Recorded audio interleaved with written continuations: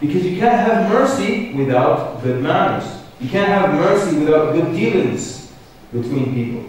So that means even when Allah Azza wa Jalla is describing why He sent the Prophet ﷺ, in it is an indication or a hint to the importance of good manners. That the Prophet was sent to come with good manners as well and teach us good manners. You know, from the early Muslims, the scholars, they would focus on gathering knowledge first, manners first. Sufyan al-Thawri said, a man would sit and study and learn adab and manners for 20 years before he learned anything else. 20 years. And people would be advised to learn from the manners of the Shaykh first. Because it's more important. I mean, meaning that if you gather knowledge and you have bad manners, who will sit with you to take it from you? Nobody. And you've all seen someone in your community who has information in their head, but they're rude. Yeah? You know the guy I'm talking about? What's your name? That guy. He's like 19. He comes to an uncle who's in his late 50s or 60s. Like, what's your name? Brother. Brother? Okay, he's your dad's age. Be respectful, call him uncle. No, he thinks that I have info, alas. So he has no manners. So what happens? You find this guy, the whole community doesn't like when he's around. Like, no one in the masjid likes to deal with him, except troublemakers similar to him. They don't want to deal with him. Why? Because he's rude. Yes, he does know some ahadith, and he does know some ayat, and his knowledge is good. But even if your knowledge is good and your manners are bad, who wants to sit with you and accept your knowledge? Nobody. Nobody. That's why the scholars always focus on manners. Always focus on manners. You know, Imam Malik, rahimahullah, when he was a young boy, his mother sent him to study with the great scholar of Medina, Rabi'at al-Ra'i. So she tells him, اذهب إلى ربيعة فتعلم من أدبه قبل علمه. Go to Rabi'ah and learn from his manners before you learn from his knowledge. Young man, learn his manners first before you start learning knowledge and quoting hadith and things like that. So what was the result? Imam Malik focused on learning knowledge from this scholar. And then when he became the teacher, he became a scholar, one of his students, a brilliant student, he said, I stayed with Imam Malik for 20 years. He stayed learning with him for 20 years. He said, in the first year, I gathered all the knowledge of Imam Malik. And he was brilliant. So in the first year, he learned everything, every hadith from the Imam, and basically from there on, it was repetition for him. You understand? It was just repetition. So they asked him, why did you stay for 19 years then? If you got all the knowledge in the first year, go somewhere else. He said, I stayed for 19 years to learn from his manners. Can you imagine what an ocean of manners this man was? What an example. So he says, I stayed for 19 years just to learn from his manners. But then he said something else that's more profound. He said, and I wish the entire 20 years were just to learn from his manners. Okay, I'm going to say it one more time. This time pretend that you're interested, you're amazed, okay? So, I said like I never said it before, right? So then he was asked, he stayed then for 19 years gathering from his knowledge. Then he says something profound. He says, and I wish I spent the entire 20 years just learning from his knowledge. Good job, very good. You gotta react, man. You can't just do it. That's something profound. Do I have to talk about Egyptian people again? Where are the Egyptians? Put your hands up. I absolutely love Egyptian people. You know why I love Egyptian people? Because they know how to react. Yes? Listen to an Egyptian chef giving a lecture. You hear all these guys yelling, Allah! Allah! The chef says something deep, they all respond. And in America, we have the African Americans. You say something, it moves them, and immediately.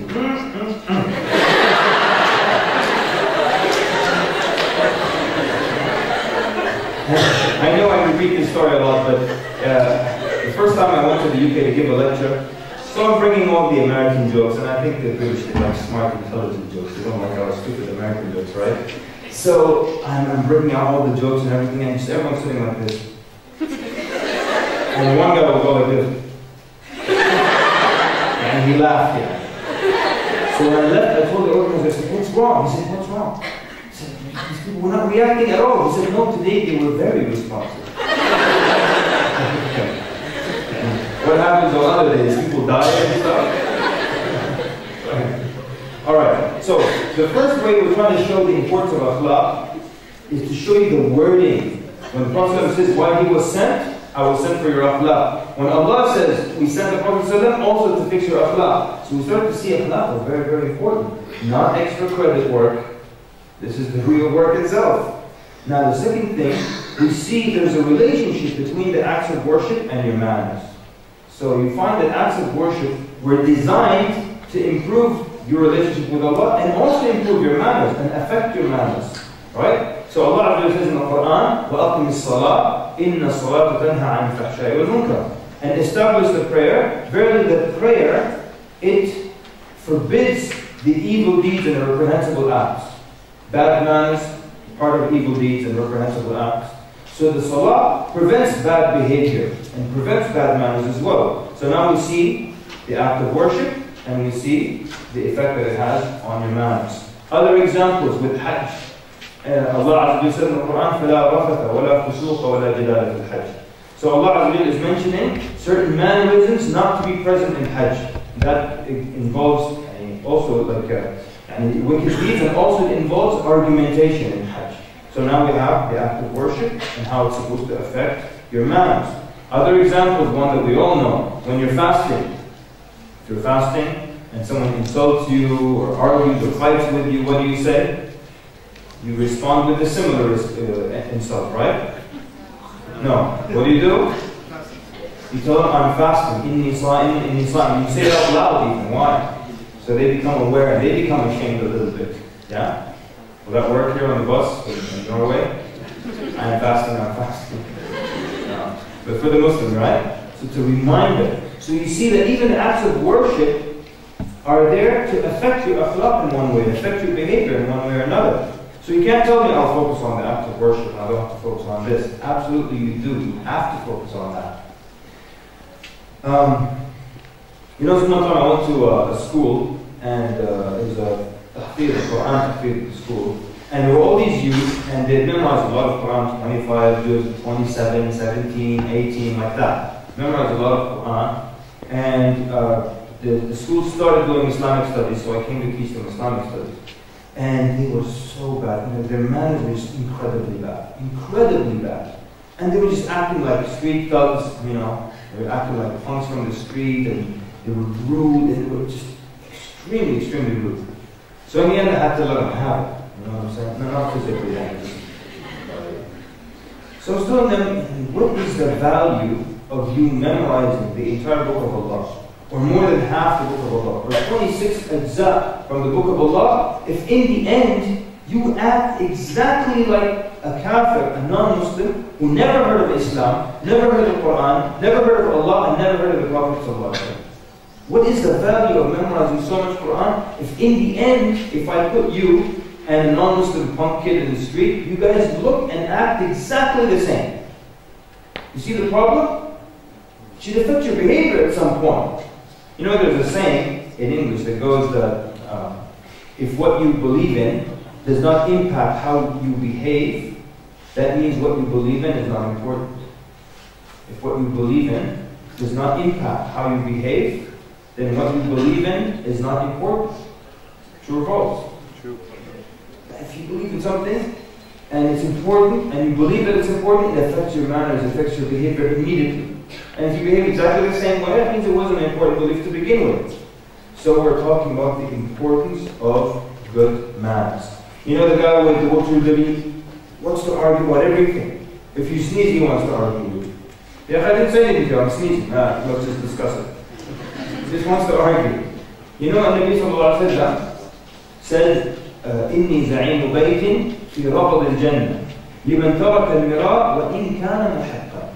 He said, I guarantee a house in the lower part of paradise for the one who doesn't argue. He leaves arguing. Even if he's right. Even if he's right. You think, I'm not going to argue if I'm wrong. No. Even if you're right, don't argue. People now think Islam is just to argue. I learned a hadith so I can argue with people. I learned an ayat so I can corner my parents when I go home.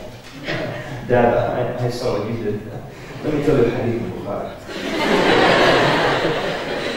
They just learn so they can argue and make people miserable and corner people. Yeah? Learn some dalil so you can go and make someone uncomfortable. So Nabi Sallallahu Alaihi Wasallam said, I guarantee a house in the lower part of paradise for For the one who leaves arguing, he stops arguing even if he's right. See, it's easy to stop arguing if you're wrong. But if you're right, oh, you want to put your face in it. You give them a lesson.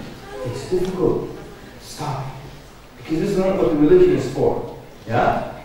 Then, of course, the hadith continues, and I guarantee a house in the middle of paradise for the one who doesn't lie or stops lying. Stop lying, and the Prophet guarantees for you a house in the middle of paradise. And then, and I guarantee a house in the highest part of paradise. For which one? It has to do with our topic. The one with good manners. Highest level. The one with good manners. Amazing, huh? You know, giving nasiha in the best way. One time a man came to give nasiha to Harun al-Rashid. Harun al-Rashid was one of the khulafa. And he was also a very, very well-read and very knowledgeable, despite some of the things he did wrong. And he was also well-read and knowledgeable. So this guy came to give him advice. And again, a lot of people think that if they have an opportunity to talk to a president or a mayor or a governor or someone important, they have to tear him up, give him a lesson. Yeah? A lot of young men believe this also. And many young men, they have a speech in their head. If they meet an important person or a president, they have a speech ready, just in case. And they're just going to attack him. Yeah? I actually saw this clip on YouTube of a president of a Muslim country, where there are hundreds of millions of Muslims. And he was overseas, and he bumped into a brother, let's just say a religious brother, with a big beard, wearing a coat and everything, in the street. What a fantastic opportunity for you, that Allah guided you, you have some knowledge, and now you meet someone who leads hundreds of millions of Muslims. What a fantastic opportunity for you, right? To give him some nice words, some good advice, some encouragement, to say something nice to him, make him like religious people. You know what this guy did to him? He started to call him a kafir.